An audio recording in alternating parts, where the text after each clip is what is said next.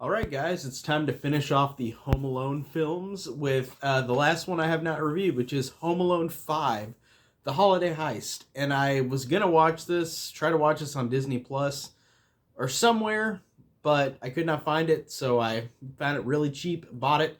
This artwork is horrible, by the way. The kid in doing the Kevin McAllister face, it's really bad. Or the scream, as the movie puts it, because it's actually the real paint, based on the real painting, of course, the person screaming. But that is just terrible right there. Home Alone 5, The Holiday Heist, is about a new kid, like Home Alone 3, where this kid named Finn Baxter moves into a new house with his family, with him and his sister being home alone while the parents go out for a Christmas party. So they're not home alone for long. Like, they're just miles away, and like it snows, so like the parents can get home, and then these three robbers try to break in and try to steal the famous painting by the same guy who did the Scream. So that is the basic plot of this. What surprises me a lot about this one is that it is a TV movie, and it has four different actors, where I was like, wow, okay, weird to have him in this. First, Ed Asner, which was funny because Ed Asner just passed away recently, I think this year, like maybe a month or two ago. So it was just funny seeing him in a movie. I was just like, oh wow, Ed Asner. Um, but the three robbers are played by three different actors, where I'm just like, really? Like, Malcolm McDowell plays the leader, and I'm like, oh, all right, cool. I like Malcolm McDowell, but that's really odd that he's in this one. And then he's again the ringleader of all three of them. You got Eddie Steeples, who played Darnell in My Name Is Earl. He's hilarious in that show. He's not funny in this. He just plays an idiot who, like, he'll be gullible for anything, basically, is what the joke of his character is. And they call him Ronald Reagan a lot. Okay. And Debbie Mazur is the last of the three, and she keeps crying over her boyfriend that broke up with her, and that's her character.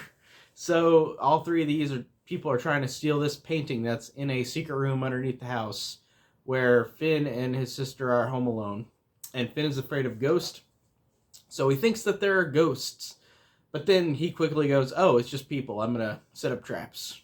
So it was kind of weird with the Finn's afraid of ghosts thing. I understand the point of it is like this kid is scared of everything, kind of like Home Alone 1, where like Kevin was afraid of everything, but it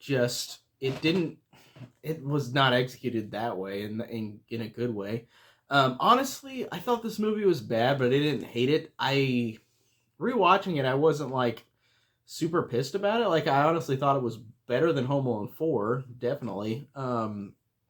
It wasn't better than Home Sweet Home Alone, which is the one that just came out. Like, that one was a tad better, but not by much. And of course, it's not better than the first three Home Alone movies. And people don't even like part three, but I'm nostalgic for it. But this one is definitely one of the worst. It's not the worst. Like I said, Home Alone 4, I feel like is the worst one out of all of them. Um, and basically, this one I think is the same company that probably did Home Alone 4, because it's got the same kind of title sequence. And I know it's a TV movie. It feels, weirdly enough, it is a TV movie, but it still doesn't look that great, but it looks better than Home Alone 4 did. It looks like it's got at least a little bit of a budget to it. And they had to have it if they got these actors involved, like Malcolm McDowell. Like, that's just so weird that he's in this movie. I'm like, why? Like, what's the reasoning behind Malcolm McDowell in a Home Alone sequel? Like, it was very strange. Um, and also Finn, this kid character, is playing games online with this guy who's like a college kid, and like there's this dumb scene where like the parents, like he calls the parents because the college kid realizes that they're home alone and there are robbers breaking in, so he calls the parents, and the parents are like, "You kidnapped our kids," and then she's like, "I'm gonna get you," blah blah, and then like they send the SWAT team to that college kid's house, dorm, and then he gets maced, and I'm like, that was cruel. I mean, I understand the joke is like, oh, they think he's a pedophile, but he's not, but he isn't really one. He's a nice person, and it was just pretty lame with that. Like, I just thought that was lame. But in fairness, if I was a little kid, I would have liked this one a lot more. Um, this movie I feel is harmless. Like, it's definitely a harmless, like, bad Christmas movie. Like, it's not anything.